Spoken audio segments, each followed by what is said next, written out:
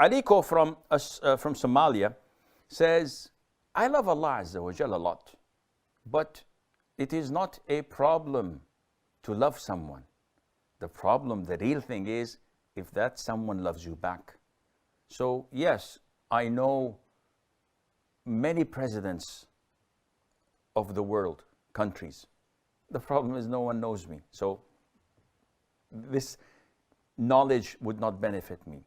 My love to Allah Azza wa Jal is great, but this is natural. Everyone must love Allah Azza wa Jal. The problem is how to have Allah Azza wa Jal love you. There are many ways for that. One of the greatest ways of attaining Allah's love is by following the Prophet alayhi salatu wasalam's sunnah. قُلْ إِن كُنْتُمْ تُحِبُّونَ اللَّهِ فَاتَّبِعُونِ يُحْبِبْكُمُ اللَّهِ. Say, O Muhammad, to them. And this is the acid test. If you claim that you love Allah, then you have to follow me in order for Allah to love you back.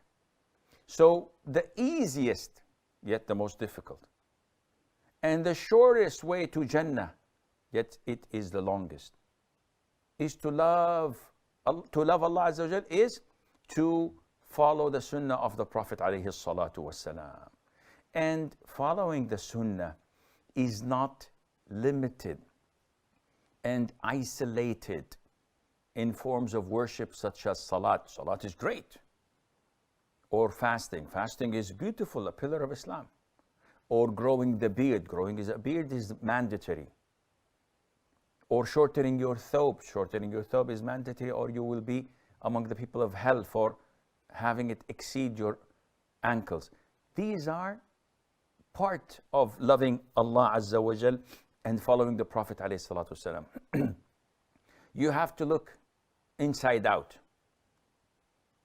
Are you following the Prophet alayhi salatu wasalam in the way that he used to deal with his wives? Are you being dutiful, polite, loving, caring, generous? Are you dutiful and obedient to your parents? Are you fair and just with your children?